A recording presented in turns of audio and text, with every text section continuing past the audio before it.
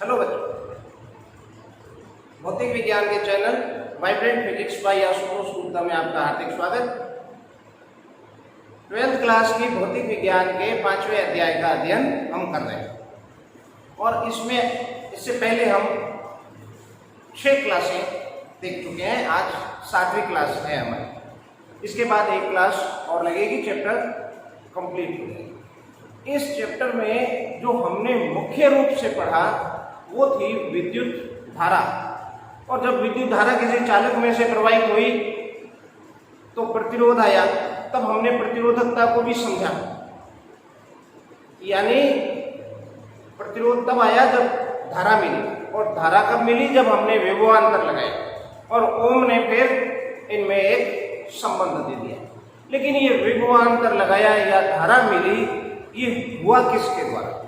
तो ये हुआ है एक युक्ति के द्वारा, जिसे हम कहेंगे सेल। जो सेल है वो हमें धारा प्रदान करती है या विभवांतर देती है, जिसके कारण धारा मिलती है। तो आज हम मुख्य रूप से इस सेल पर ही अपनी चर्चा कंटिन्यूस करेंगे, जिसमें हम सेल और इससे जुड़े हुए कुछ टर्म, विद्युत वाहक बल, आंतरिक प्रतिरोध, टर्मिनल वोल्टता आदि को समझेंगे। सेल क्या है? वैसे तो आपने दैनिक जीवन में सेल देख रखे हैं। चाहे हमने जो टॉर्च या रेडियो के सेल होते हैं, रिमोट में लगते हैं, उन सेलों को देखें, या फिर हमने प्रयोगशाला में सेल को देखा है। आज हम इसे समझना शुरू करते हैं। मुख्य रूप से सेल में 2 इलेक्ट्रोड होते हैं। हम जिस सेल की बात कर रहे हैं, ये मान लेते हैं कि एक सेल है बच्चों, और इस सेल के अंदर विद्युत अपघटय पदार्थ, कोई विद्युत अपघटय पदार्थ इस सेल के अंदर बना है। इस तरह से ये मैं विद्युत अपघटय पदार्थ दिखा रहा हूं। अब विद्युत अपघटय पदार्थ के पास में क्या है? तो एक रासायनिक ऊर्जा है, और इस रासायनिक ऊर्जा से हम विद्युत ऊर्जा प्राप्त करेंगे। यानी सेल जो है मुख्य रूप से क्या कर रहा है? रासायनिक ऊर्जा को विद्युत ऊर्जा में रूपांतरित कर रहा है, और परिपथ में एक स्थायी विद्युत धारा प्रदान करता है। तो मैं पहले ये लिखूं, सेल एक ऐसी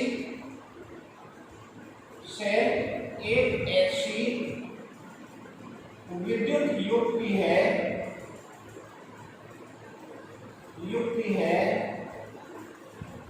जो परिपथ में स्थायी धारा प्रदान करती है। कैसे करती है?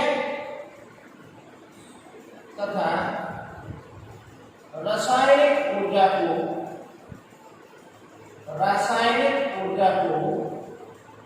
विद्युत ऊर्जा में रूपांतरित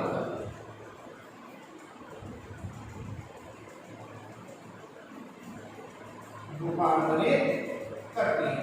तो ये तो है सेल किसे कहते हैं। अब आए कि सेल के अंदर कोई विद्युत अपघटय पदार्थ भरा हुआ है। इसके अंदर 2 इलेक्ट्रोड भी लगे हुए हैं।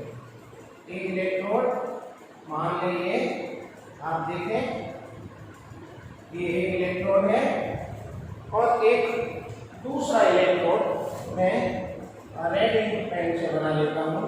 ये रहा, और रेड इंक से बनाया हुआ दूसरा इलेक्ट्रोड।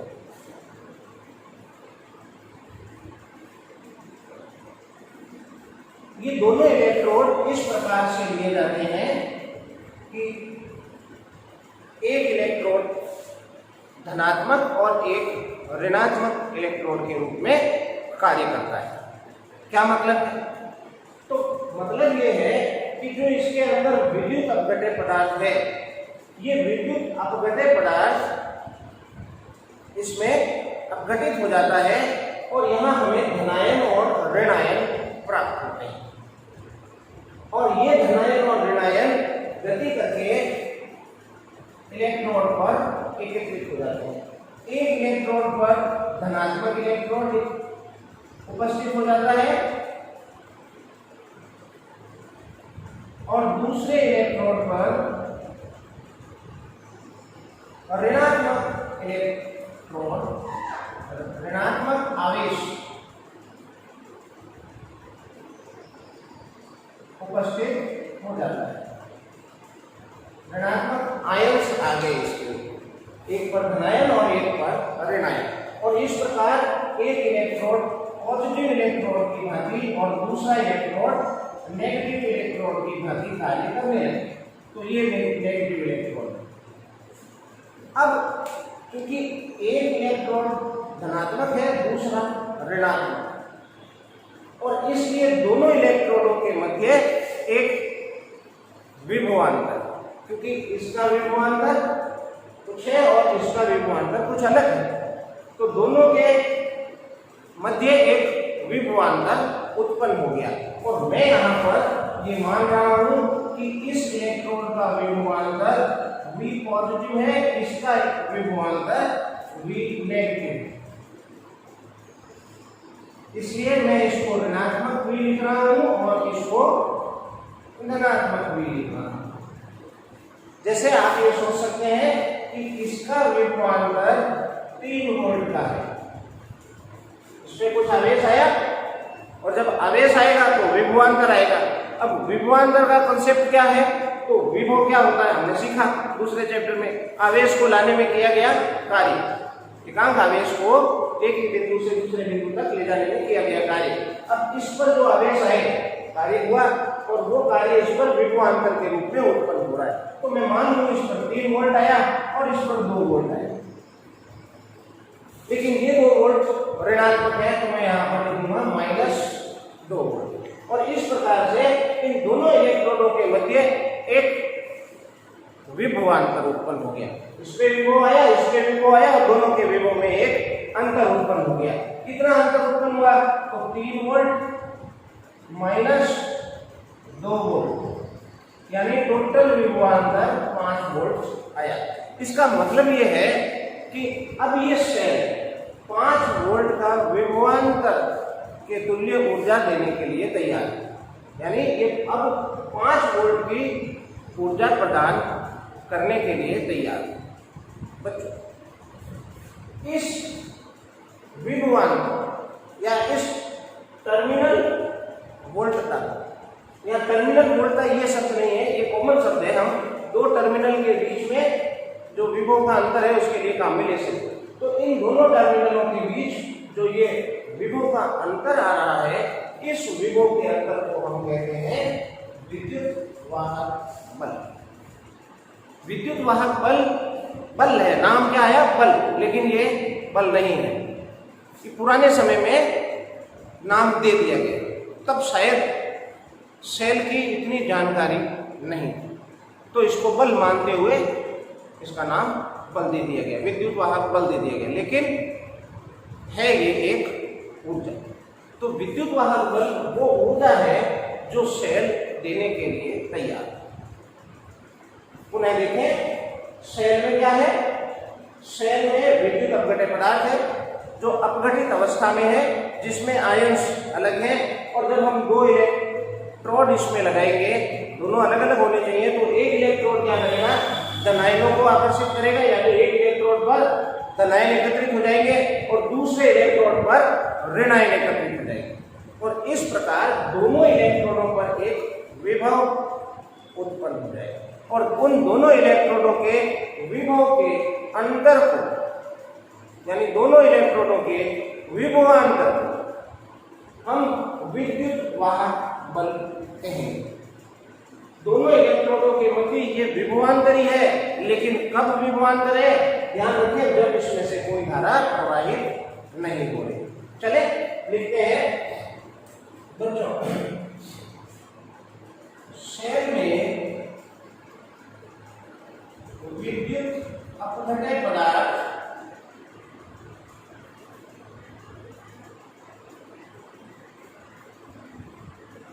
अपघटित अवस्था में होता है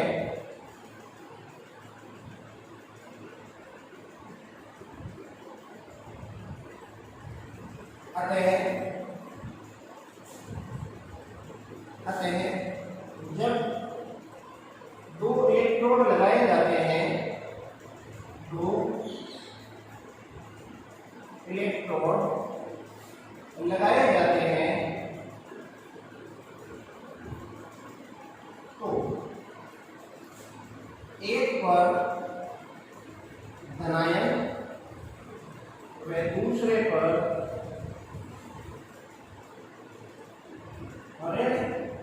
ऋणात्मक आवेश, एक पर धनात्मक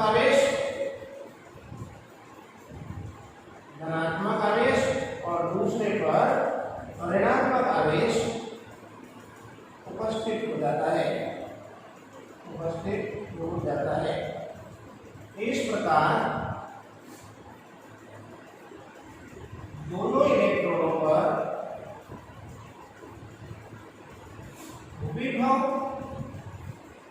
उत्पन्न हो जाता है।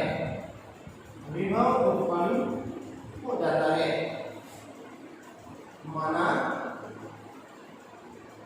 V प्लस व V माइनस विभव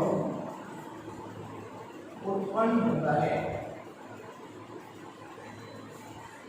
इस प्रकार दोनों इलेक्ट्रोडों के मध्य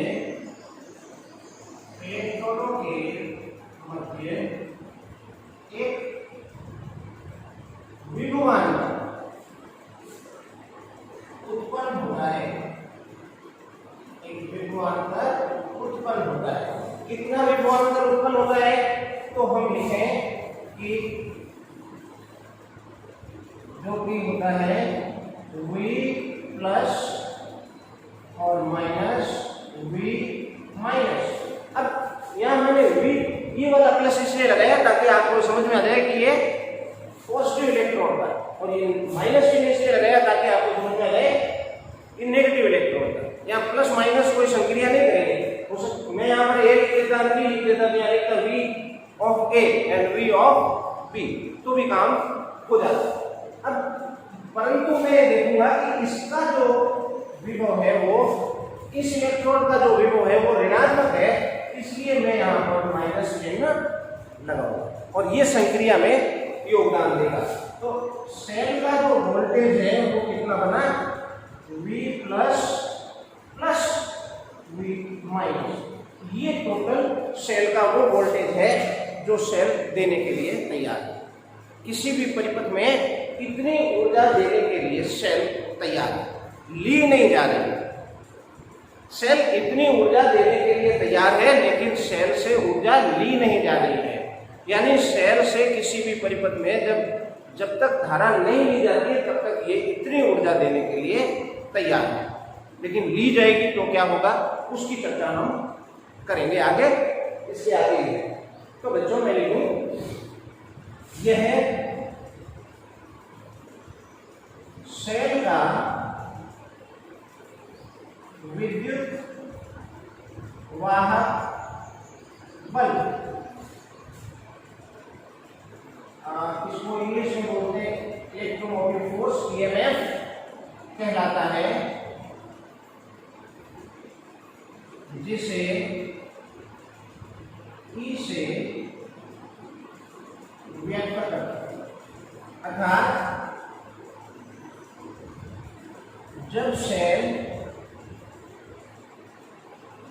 खुले परिपथ में हो,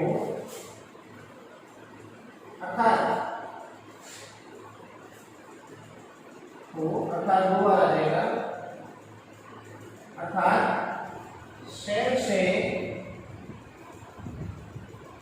परिपथ में कोई धारा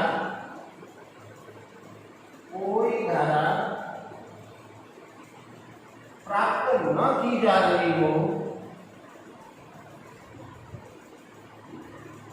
तो सेलों की सेल के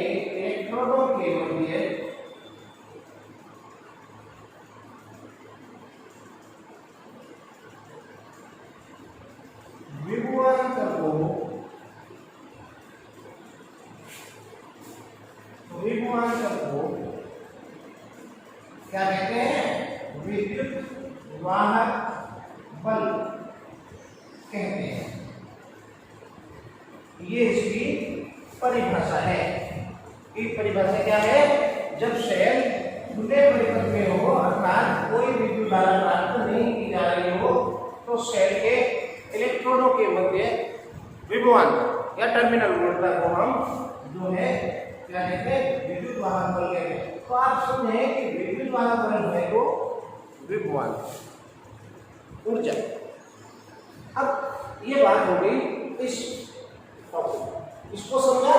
ऐसी युक्ति है जो स्थायी धारा प्रदान करती है और रासायनिक ऊर्जा को विद्युत ऊर्जा में बदलती है।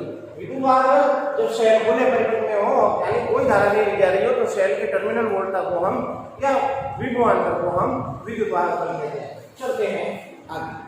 अभी हमने कहा कि बच्चों जब सेल खुले परिपथ खुला कोई धारा नहीं ली जा रही और सेल इतनी ऊर्जा देने के लिए तैयार, ये ऊर्जा सेल का विद्युत वाहक बल है। जब कोई ऊर्जा नहीं ली जा रही, धारा नहीं ली जा रही, ली जाएगी तो क्या होगा? तो देखते हैं। अब जैसे ही मैंने इसको परिपथ में जोड़ा, परिपथ में कैसे जोड़ेंगे? तो एक प्रतिरोध दिखा दिया मैंने। इस प्रतिरोध बाह्य प्रतिरोध कैपिटल R से आपने सेल को जोड़ दिया। जैसे ही सेल को जोड़ा धारा प्रवाह प्रारंभ हुआ। धारा पॉजिटिव से नेगेटिव की ओर और वास्तव में क्या होगा? नेगेटिव से इलेक्ट्रॉन निकलकर जाएगा। जब हमने पिछले क्लास ली थी तो उसमें यह समझाया था कि चालक तारों में धारा केवल मुक्त इलेक्ट्रॉनों के कारण प्राप्त होती है, लेकिन सेल के विद्युत अपघटन पदार्थ के भीतर धनायन और ऋणायन दोनों के कारण जो है विद्युत धारा प्राप्त होती है। वो हम यहाँ देखने वाले हैं। अब यहाँ से क्या होगा कि इलेक्ट्रॉन निकलेगा, धनायन निकलेगा नहीं, लेकिन ऋणायन जो है इलेक्ट्रॉन के रूप में गति करेगा। तो यहाँ से इलेक्ट्रॉन निकलना प्रारंभ होगा। अब जितने इलेक्ट्रॉन यहाँ से निकल जाएंगे तो ये इलेक्ट्रॉन पर स्थान हो जाएगा, यानी इसका वोल्टेज कम होगा। लेकिन होगा क्या कि जो इस विद्युत अपघटन पदार्थ के अंदर ऋणायन है वो आके इसके ऊपर जमते जाएंगे, इसके ऊपर आते जाएंगे ऋणायन, और इधर से ऋणायन इलेक्ट्रॉन निकल के इस इलेक्ट्रॉन पर आएंगे। और जब इस इलेक्ट्रॉन पर इलेक्ट्रॉन आएंगे तो इस पर जो पॉजिटिव चार्ज है यानी धनात्मक आवेश है वो न्यूट्रल होने लगेगा, यानी धनात्मक आवेश भी इसमें कम पड़ने लगेगा और विद्युत अपघटन पदार्थ में उपस्थित अन्य धनायन इस इलेक्ट्रोड पर चिपकने लगेंगे।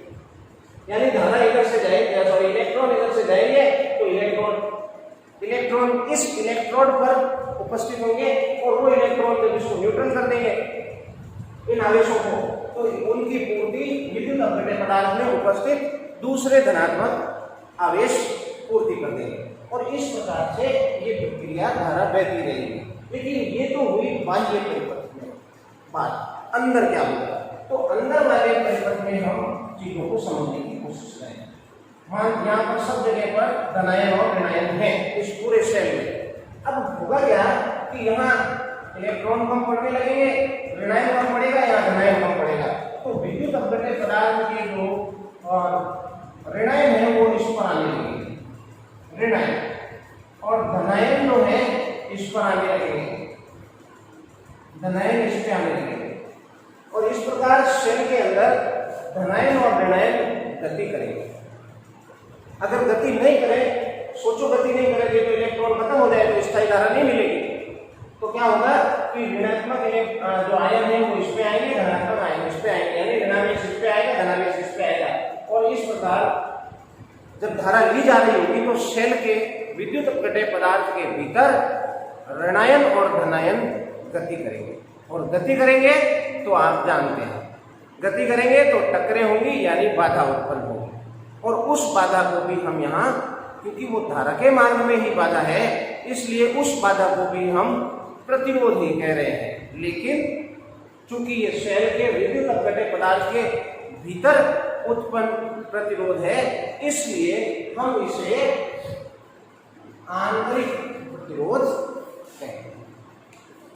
धारा रहेगी, चलिए एक मिनट के लिए सामान्य भाषा में समझे तो धारा यहाँ से चली, यूं आई तो बाह्य परिपथ में गई धारा, अवरोध का सामना हुआ, उसे हमने कहा प्रतिरोध। अब धारा यहां से निकल के इसमें से यही मिला, इधर आएगी, धारा इधर आएगी।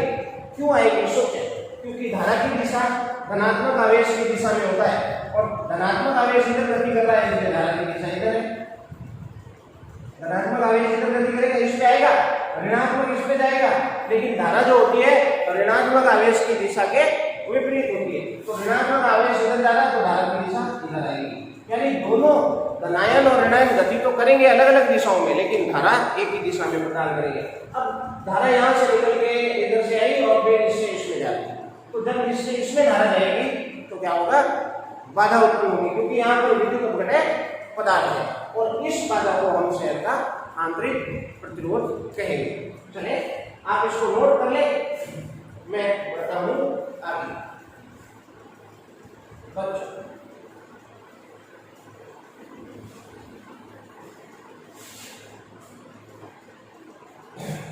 जब अब आंतरिक प्रतिरोध की बारी है, आंतरिक प्रतिरोध जब सेल को बाह्य परिपथ में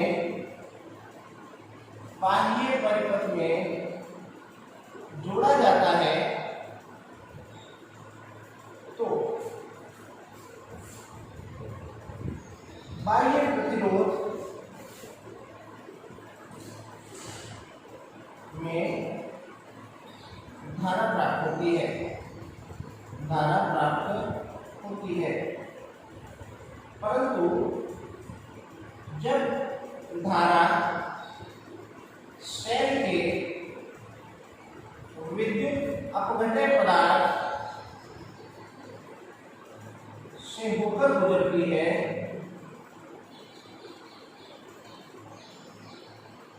तो अपघटन पदार्थ के आयन, धनायन ऋणायन आयन अवरोध उत्पन्न करते हैं, अवरोध उत्पन्न करते हैं, जिसे सेल का आंतरिक प्रतिरोध कहते हैं, जिसे सेल का इंटरनल रेजिस्टेंस यानी आंतरिक प्रतिरोध कहते हैं। अब चूंकि हम प्रतिरोध के लिए अंग्रेजी वर्ड रेजिस्टेंस और आर शब्द का उपयोग करते हैं, आर का हम उपयोग करते हैं, लेकिन ध्यान दें अब यहाँ पर दो तरह के आर होते हैं, एक बाह्य प्रतिरोध में, चालक में, और एक सेल के भीतर। तो जो सेल के भीतर आंतरिक प्रतिरोध है उसे हम स्मॉल आर से रिप्रेजेंट करेंगे, ताकि दोनों में अंतर हमें स्पष्ट दिखता रहे और डेरिवेशन या चीजों को देखते ही हमें समझ आता है। ठीक है, तो ये है बच्चों आंतरिक प्रतिरोध।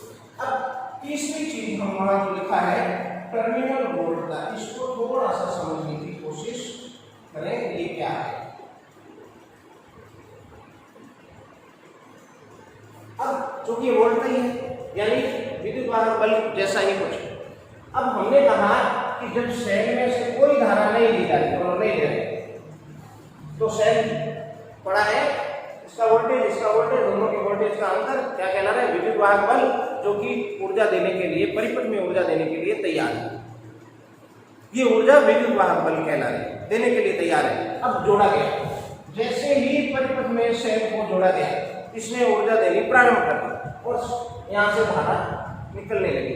लेकिन जब धारा इस विद्युत अपघटन पदार्थ के भीतर से होकर गुजरी तो हमने समझा एक अवरोध उत्पन्न हुआ और सेल अपनी ही धारा को एक स्थान, एक इलेक्ट्रोड से दूसरे इलेक्ट्रोड में तक ले जाने में बाधा का सामना करेगा और अपनी कुछ ऊर्जा इस बाधा के विरुद्ध व्यय करेगा।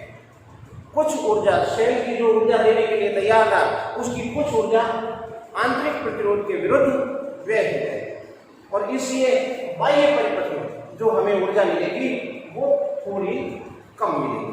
जितनी मिलनी चाहिए थी, जितनी देने के लिए तैयार था, उससे ऊर्जा थोड़ी सी कम मिलेगी।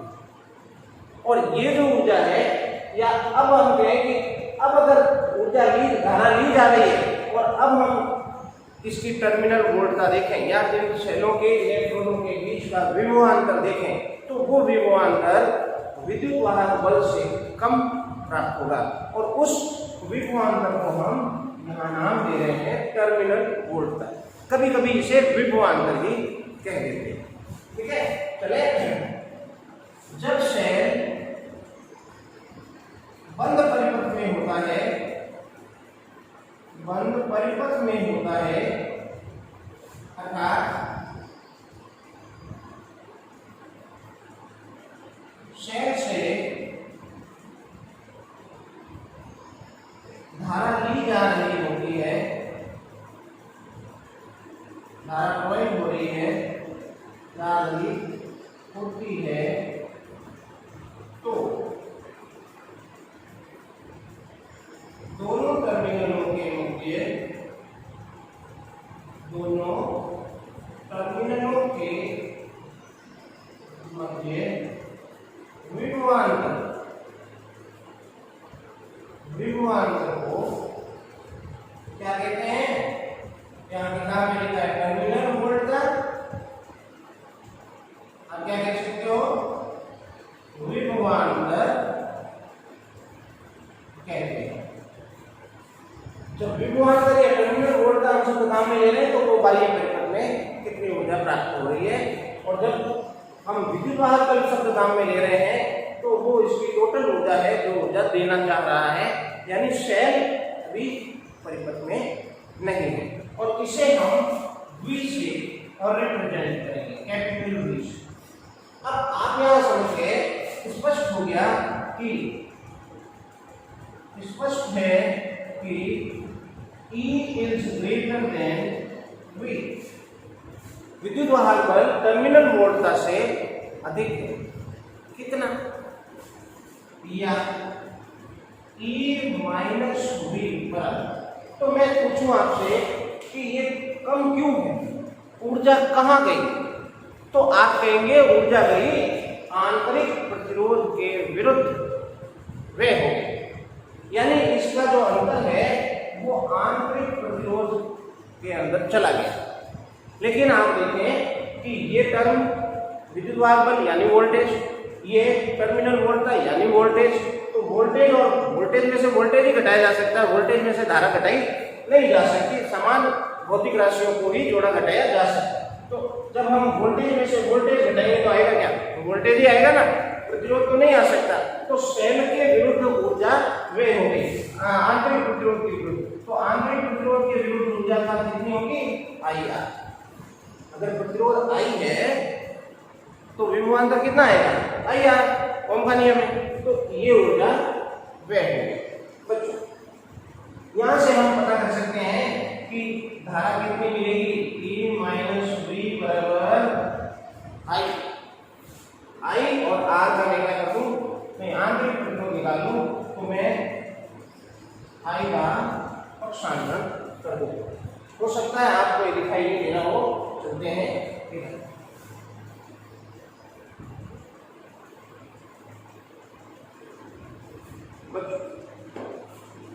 तो वापिस लिख देता हूं। तो आंतरिक प्रतिरोध कितना होगा? E minus V upon I। यहाँ V क्या है? विभवांतर है। कहाँ है? बाह्य परिपथ में। V क्यों आएगा? विभवांतर क्यों आएगा? क्योंकि कार्य है, जब प्रतिरोध के एक सिरे से दूसरे सिरे तक धारा गुजरेगी तो बाधा के विरुद्ध कार्य करेगी, इसलिए यहाँ पर V आएगा। तो इसका मान कितना होना चाहिए? IR। और I क्या होनी चाहिए? V upon R। धारा कितनी मिलनी चाहिए? यहाँ से धारा निकली, कितनी धारा मिलनी चाहिए? तो जो इसका विभवांतर ये दे रहा है, हमें देना चाह रहा है वो नहीं, जो दे रहा है और जो परिपथ का टोटल प्रतिरोध है उस आधार पर V अपॉन R। और ये वैल्यू रख दूं तो क्या बनेगा? R बराबर E minus V upon I की वैल्यू मैं रख रहा हूं V अपॉन R। तो R ऊपर आ गया, ये R ऊपर। ये आंतरिक प्रतिरोध का सूत्र है जो आप जब प्रैक्टिकल करोगे तो काम पे लोगे। हालांकि मैंने यहाँ v की ये वैल्यू रखी नहीं, ध्यान रख सकते हैं। अगर मैं v की वैल्यू रख दूं यहाँ तो क्या होगा, तो मैं ये निकाल सकता हूँ i। चलो रख के देखते हैं, या क्रॉस मल्टीप्लाई कर रहा हूँ उसको, i r बराबर e minus this v means i r, i capital R, ध्यान रखें, और इस i r इधर बुला लें तो हो गया this i is common and hence r plus r, okay, and i means p upon r plus r। तो ये सेल से धारा प्रवाहित होगी।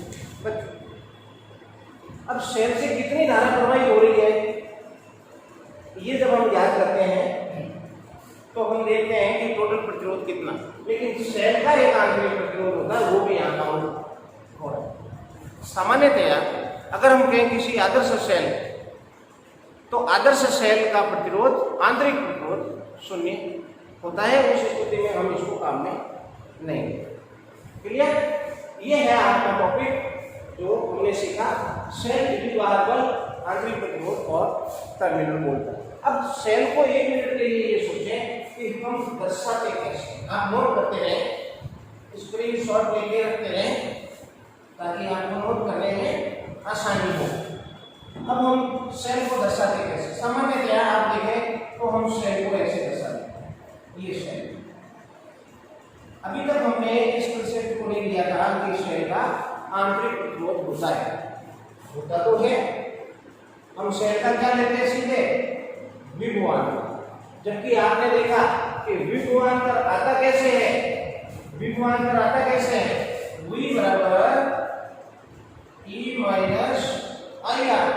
तो हमें वास्तव में v प्राप्त करने के लिए e दर्शाना चाहिए और r दर्शाना चाहिए। तो e दर्शाऊं, अगर मैं v नहीं दर्शाऊं और e दर्शाऊं तो मुझे आंतरिक प्रतिरोध यहाँ दिखाना पड़ेगा अंदर, लेकिन अंदर दिखाने के बजाय हम यहाँ खुला खुला स्पष्ट रूप से आंतरिक प्रतिरोध दर्शाएं। ये आंतरिक प्रतिरोध अलग दिखा दिया, होता भीतर ही है लेकिन अलग दिखा दिया, और इस प्रकार से हम सेल को व्यक्त करते हैं, सेल को दर्शाते। क्लियर? तो सेल के ये तो विद्युत वाहक बल है, आंतरिक प्रतिरोध है, और ये सेल का टर्मिनल वोल्टेज है। सेल की टर्मिनल वोल्टेज तब है या विभवांतर तब है जब सेल से धारा ली जा रही है। तो अब सेल से धारा ली जा रही है, यहाँ से घूम के दिखाऊंगा क्यों धारा ली जा रही है। लेकिन सेल को कभी कभी हम क्या करते हैं, चार्ज करते हैं। चार्ज करते हैं तो क्या करते हैं, सेल को उल्टी धारा देते हैं। जब सेल को आवेशित किया जाता है तो धारा दी जाती है, और जब दी जाती है तो ये सूत्र, जब सेल को चार्ज बोले तो आवेशित किया जाता है तो आवेशित किया जाता है तो V बनेगा E प्लस आई आर। इस स्थिति में V is greater than E। Cell का टर्मिनल वोल्टेज जो है वो विद्युत वाहक बल से अधिक है। तो बच्चों ये जो टॉपिक आपने सीखा ये था सेल से संबंधित बात। आशा कर रहा हूं आपको समझ आया हो। आप पढ़ते रहें, वीडियो को लाइक करें, शेयर करें, सब्सक्राइब करें। आज की क्लास में इतना ही, क्लास लंबी हो गई है। अब मुझे सेलों का संयोजन लेना है, और सेलों के संयोजन में भी थोड़ा टाइम लगेगा, छोटा नहीं है। मैंने सोचा था शायद 2 टॉपिक आज कंप्लीट हो जाए, सेल और सेलों का श्रेणी संयोजन, लेकिन नहीं हुआ, कोई बात नहीं। अगली क्लास में हम फिर कंटिन्यू करेंगे सेलों के संयोजन। तो आज इतना ही, मिलते हैं अगले वीडियो में, तब तक पढ़ते रहिए। Thank you.